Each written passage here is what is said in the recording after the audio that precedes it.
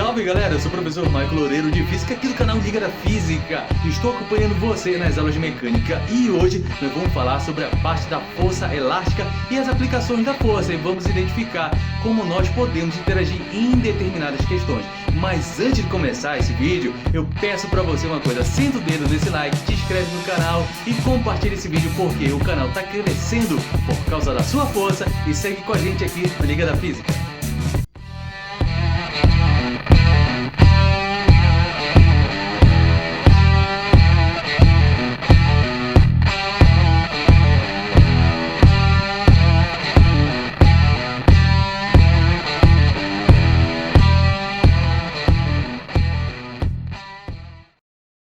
Salve, salve galera, você que é ligadaço aqui na Liga da Física. Eu sou o professor Michael Loureiro e estou trazendo para você as aulas sobre a parte da mecânica. Galera, nós estamos falando sobre forças e suas aplicações. Então essa parte da mecânica, vale lembrar que ela vai ser a parte da física que estuda um corpo em movimento, em repouso e levando em consideração o quê?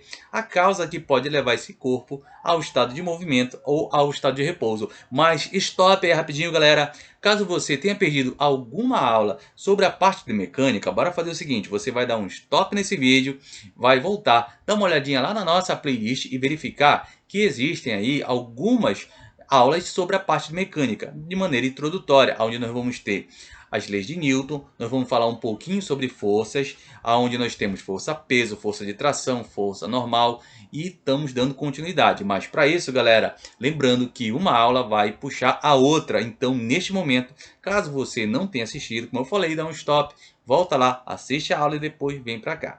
E outro detalhe, galera, caso você não seja ainda inscrito no canal, seja muito bem-vindo. Eu vou pedir para você dar essa força, se inscreve no canal, ativa o sininho de notificação, pois toda semana tá chegando aula nova para você, beleza? E outro detalhe, senta o dedo nesse like e compartilha esse vídeo, pois aqui a Liga da Física ela tá crescendo por causa de você e a gente quer te agradecer muito. Então, justamente para poder te agradecer é que a gente está trazendo para você aula toda semana. Bom, então vamos começar aqui, tá? Olhando para essas três imagens aqui. O que elas podem haver em comum? Os amortecedores de um automóvel, como nós temos aqui. Nós temos aqui, ó, como se fosse tipo um armador, que é chamado de armador de rede, para poder segurar, na verdade, tá? E nós temos ali o solado do sapato. Alguém pode dizer assim, meu, para Maico, esse solado de sapato, desse tênis aí, não tem a ver com a parte da força de atrito? Não, eles têm na verdade algo muito, mas muito em comum. Para ver se você consegue descobrir qual seria, dá um tempinho para você aí. Vamos imaginar. Bom, se você ficou na dúvida entre duas grandezas, quais seriam? Energia potencial elástica e força elástica é o que a gente vai comentar agora e vai tirar essa dúvida para você. Galera, nós vamos ter uma aula sobre a parte de transformações de energia. E lá nós vamos estudar que nós vamos ter realmente uma energia chamada energia potencial elástica. Mas aqui, neste momento, nós vamos ter a força elástica. Isso porque, galera, você tem aqui o solado do seu sapato, você tem uma mola, você tem ali os amortecedores de um automóvel. Então, o que eu tenho de comum entre eles é justamente a força elástica. E vale lembrar que a força elástica ela passa a ser uma força restauradora. Por isso que a gente colocou ali o solado do tênis, pois quando você sai para fazer uma simples caminhada ou uma corrida para manter a forma, verifica-se uma coisa, que você precisa ter o calçado adequado para essa função. Isso porque quando você corre, percebe uma coisa, que você vai distribuir toda uma sobrecarga em cima das suas articulações, nesse caso o joelho e o tornozelo. Ao caminhar, você também tem. Porém, você vai ter que neste momento essa carga ela se torna um pouco menor, até primeiro porque você não está fazendo um grande esforço físico. Agora, galera, quando você está correndo é imprescindível que você utilize um sapato bem confortável, um tênis bem confortável e aonde você tem uma boa absorção do impacto sobre o chão. Então, não é bom você de repente caminhar ou correr utilizando, por exemplo, sapatos de futebol de salão. Isso porque o solado ele é bem mais fininho e isso vai fazer com que haja uma sobrecarga muito grande sobre as articulações, beleza? Nesse caso, em razão dos amortecedores dos automóveis, o que nós temos? É que quando o automóvel passa, seja ele por uma lombada ou por um buraco, ele começa a oscilar. Mas ele oscila de uma maneira bem breve, isso para que neste momento, toda essa energia ela acaba sendo dissipada justamente pelo movimentar das molas. É, exatamente, por isso que ele se movimenta e acaba o quê? Voltando a um estado normal, sem estar balançando ou oscilando para cima e para baixo. Agora, vale lembrar, galera, que nesse caso, todas essas três figuras também têm algo em comum, que seria a vida útil. Isso porque nós vamos ter algo muito interessante que tem dentro de um corpo, que nesse caso, no momento que ele sofre uma deformação, seja de compressão ou de distensão, que seria a constante elástica. E nós vamos entender que ela é muito, mas muito importante para a gente dentro do nosso entendimento sobre a força elástica, beleza? Então, galera, vamos prosseguindo aqui, vamos falar sobre a força elástica, lei de Hooke. Mas, galera, não é o nosso amigo aqui, o gigante esmeralda, não, viu? E que nesse caso, quando a gente fala lei de Hooke, tem gente que vai com a pronúncia do caso do nosso amigo, do nosso Hooke, né? E aí confunde um pouquinho, mas esse Hooke é um pouquinho diferente, é com dois O, K e E no final. E nesse caso, a força elástica é a força exercida sobre um corpo que possui elasticidade. Por exemplo, uma bola, uma borracha ou um elástico. Mas galera, eu quero deixar aqui uma coisa bem explícita para você. Qual? Nesse caso, quando a gente fala em um corpo, principalmente aqui no estado sólido, todos os corpos, ao sofrerem deformação, galera, eles são elásticos, alguns mais e outros menos, beleza? E é justamente essa força elástica que, portanto, né, nós temos a deformação desse corpo quando ele se estica ou se comprime. Por isso que a gente colocou ou mola, ou uma borracha, ou até mesmo um elástico. E isso vai depender da direção da força aplicada. Por quê? Porque a força elástica ela pode ser calculada por K vezes X. E aí, galera, você sabe que esse K aqui, ele é chamado de constante elástica. Ele é uma propriedade do próprio corpo que vai dizer pra gente o quanto, viu, galera? O quanto eu vou ter que fazer de força para poder fazer uma distensão ou uma compressão no determinado corpo. X pra gente é a deformação e é justamente sobre esse K que a gente precisa ficar atento, mas muito atento mesmo, a quem, galera? A sua unidade, que a gente vai já ver. Por quê? Porque dependendo da unidade de K, eu vou precisar mexer justamente na unidade de X, que pode ser metro ou pode ser em centímetro. Agora, claro, galera, quando a gente fala aqui em razão da força elástica, a unidade para qualquer tipo de força sempre é em newtons, beleza? Bom, prosseguindo, galera, vamos aqui, nós temos a nossa representação. Bom, o que a gente percebe bem aqui, galera? No nosso primeiro exemplo, olha só, o que nós temos? Vou pegar aqui a canetinha, vou colocar uma caneta na cor vermelha, viu? Para ficar melhor. Você tem aqui, olha, que neste momento a mola, ela possui aqui, ó, um comprimento que eu vou colocar inicial L0, beleza? Tudo bem até aqui. E aí você vai fazer o seguinte, percebe que o nosso amigo faz uma força horizontal e para onde, galera? Justamente para a esquerda. Só que nesse momento ele acaba sentindo que a mola está empurrando a palma da mão dele na mesma direção e no sentido que oposto. Então a gente percebe que a força elástica ela é uma força que está se opondo a quem? A força nesse caso de compressão. Elas estão na mesma direção e sentidos opostos.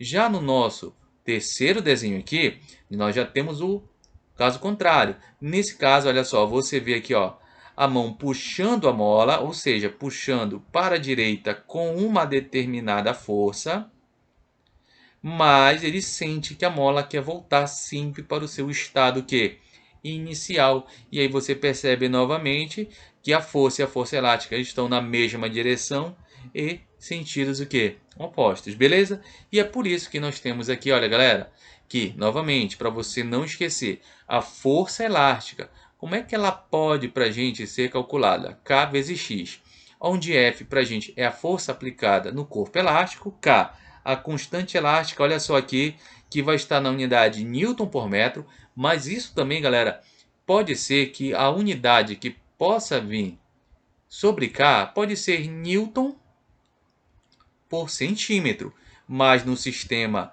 internacional de medidas tem que ser o Newton por metro, galera. Fica atento. Por isso que eu falei, por quê? Porque a nossa deformação ele pode vir nas unidades metro ou pode vir na unidade o quê? Centímetro. Então, nesse caso, você vai ter que mexer olhando justamente para onde? Para o nosso K. Porque o nosso K pode vir na unidade Newton por metro ou Newton por centímetro. E aí você vai poder fazer a troca de centímetro para metro ou metro para centímetro, dependendo do valor de K. Tudo bem? Nesse caso, o X, como a gente está colocando aqui, passa a ser quem, galera? A variação sofrida pelo corpo elástico, nesse caso, vai ser a deformação. Pode ser de compressão ou até mesmo de quê? De distensão. Tudo bem? Então fica atento. Vale ressaltar que para a gente a força elástica ela é uma força restauradora, como a gente comentou. Então em alguns livros pode vir um sinal de negativo aqui, galera. Porque olha, que você percebe que força elástica com a força que está sendo de compressão ou de distensão vão estar sempre na mesma direção e sentidos contrários ou opostos. Tudo bem? Agora tem um detalhe. Quando a gente fala sobre isso, nós temos um gráfico, por exemplo, aqui, onde você pode perceber como pode se dar a força mediante a constante elástica. Olha só, quando você faz uma força F, o que acontece com a distensão? Ela é X. Se você dobra a força, é porque você vai dobrar a distensão. Da mesma forma que, olha, que se você triplicou a força, a nova distensão ou compressão, vamos falar assim, que você pode estar comprimindo ou você pode estar distendendo uma mola, por exemplo, ou um corpo, ele sempre vai acompanhar de maneira diretamente proporcional. Porque, olha, lembra quando a gente comentou como nós temos aqui, se a força elástica ela é dada pela equação K vezes X, nós vamos perceber que a constante elástica ela é dada por quem? Pela razão entre força elástica e X. Duas grandezas o quê? Diretamente proporcionais, beleza? Um outro detalhe, galerinha, é que você também pode tirar essa constante, se você quiser, mediante ao que o problema te fornecer, olha, com a área do gráfico.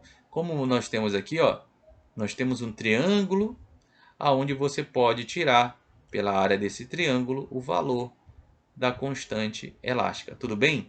Um outro detalhe, galera, que eu quero chamar bem a atenção para você é o seguinte: vamos supor que a gente tem uma constante elástica que corresponde a um valor de 10 newtons por metro. O que isso quer dizer?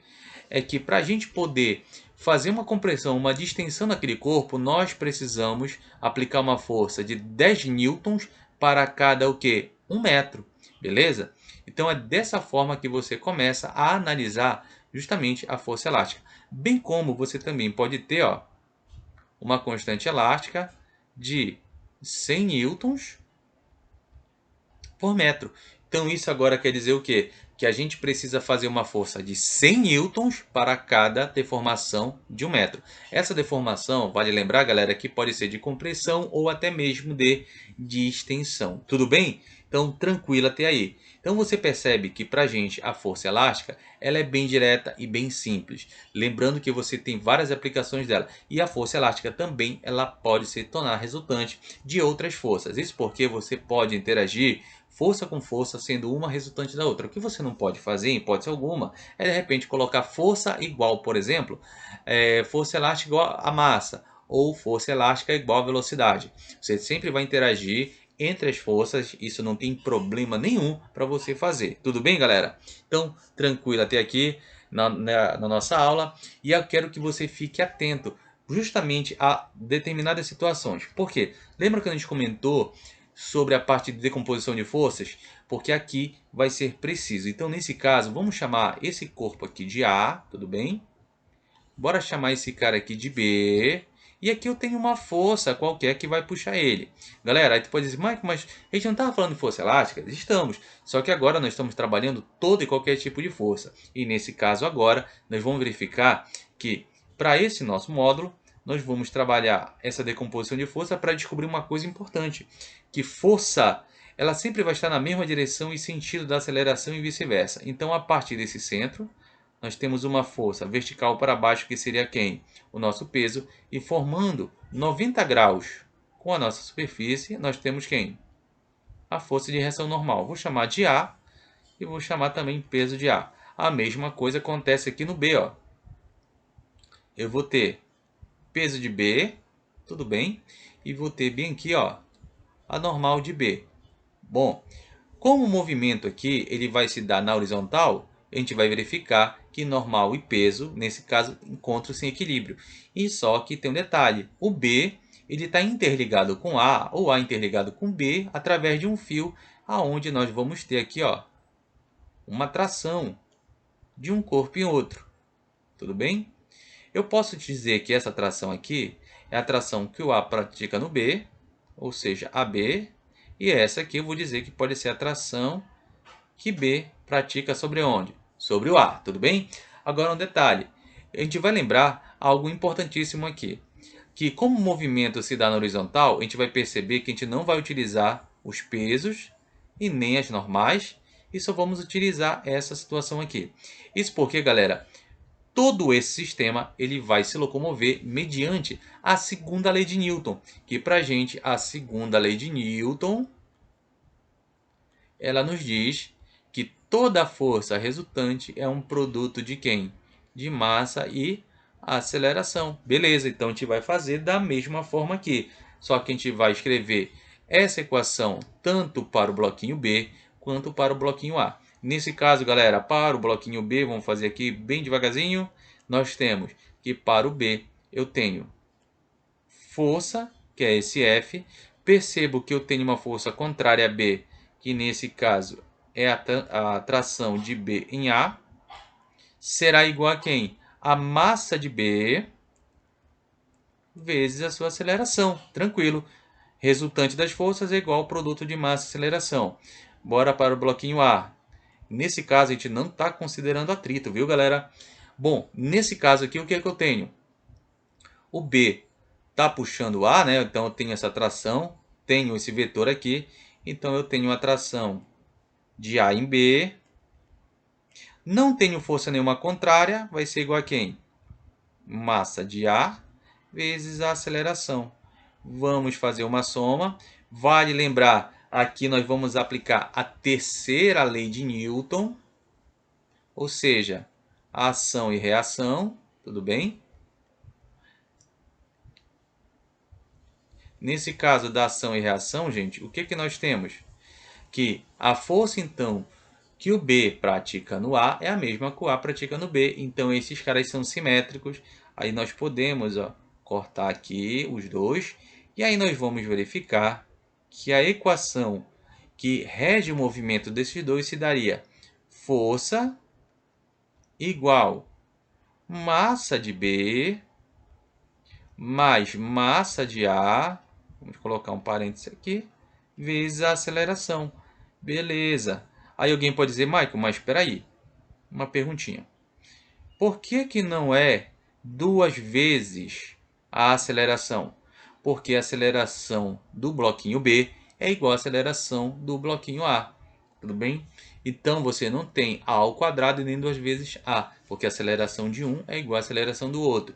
Nesse caso, galera, nessas aplicações você sempre vai tentar encontrar quem? A aceleração, e nesse caso você pode tentar encontrar a tração de B em A ou de A em B. Você vai escolher. Tudo bem? Tranquilo até aí, bem fácil mesmo. Então vamos fazer o seguinte, vamos para um próximo exemplo dessas aplicações. Por isso que nós falamos que força e aceleração estão sempre na mesma direção e no mesmo quê? E no mesmo sentido. Bom, olha esse outro exemplo aqui. Vamos supor que agora eu tenho uma força que vai ser aplicada no bloco menor. Eu vou chamar o bloco menor de A, beleza? E esse aqui de B, beleza. Vamos fazer o seguinte, vamos decompor as forças que agem sobre eles. Nós vamos ter, nesse caso, deixa eu só melhorar aqui. Eu vou ter o peso de A. Nós vamos ter aqui quem? O peso de B. Vamos ter as normais também, né? Normal de A e normal de B. Só que você já está sabendo que, como o movimento se dá na horizontal, esses caras estão em equilíbrio, corta e corta. O que que sobra? É que quando você aplica essa força aqui, eu sei que o bloco A empurra o bloco B. Então isso vai fazer com que nós passamos a ter aqui, galera, essa outra ideia, olha. O A vai fazer uma força de compressão no B, que a gente vai falar de força AB. E o B também vai exercer uma força de compressão no A, só que a força BA, beleza? Como não tem atrito, nós vamos também utilizar a segunda lei de Newton aqui, galera. Pela segunda lei de Newton, o que que nós temos? Pela segunda lei, nós vamos ter que toda força resultante é um produto de quem? De massa vezes aceleração. Então vamos escrever aqui tanto para o bloquinho A quanto para o bloquinho B. Porque pode ser que o problema peça qual é a força que o A pratica no B ou que o B pratica no A. Só tem um detalhe, galera. Aqui as forças são iguais. Por causa de quem? Exatamente, terceira lei de Newton. Mas para isso, a primeira coisa que a gente vai descobrir desse sistema sempre é o que? É a aceleração. E para isso nós vamos fazer o seguinte. Vamos fazer a equação de A. Como é que a gente vai fazer a equação de A? Então vamos pegar a força que é aplicada sobre o A e verificar que nós temos uma força no sentido contrário, que é essa aqui, olha. A força que B pratica sobre o A. A resultante delas é o produto de quem, galera? Massa de A vezes a aceleração. Tranquilo. E vamos aqui para B. O B ele vai para frente porque a força que o A está praticando nele vai ser força AB igual a quem? Já que eu não tenho outra força contrária, massa de B vezes a aceleração. A gente passa nosso tracinho aqui, percebe que as duas forças são iguais ou são simétricas, vem e elimina todas as duas, e a gente vai verificar novamente que nós chegamos na mesma equação do que nós fizemos agora há pouco, onde nós temos a soma das massas, certo? Multiplicado por quem? Pela aceleração. Ah, Maico, mas não era muito mais fácil a gente fazer logo aqui direto?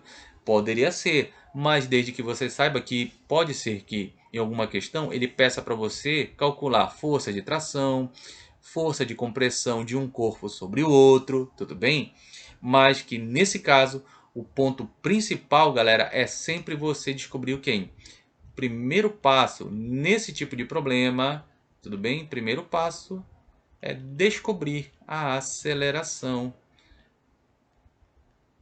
Vamos colocar aqui descobrir a aceleração. Por que descobrir a aceleração? Porque nesse caso a aceleração de B é igual à aceleração do bloquinho A. Beleza? Bom, então você está vendo aí essas aplicações, como é que você vai utilizar, e isso você está aprendendo aqui na Liga da Física.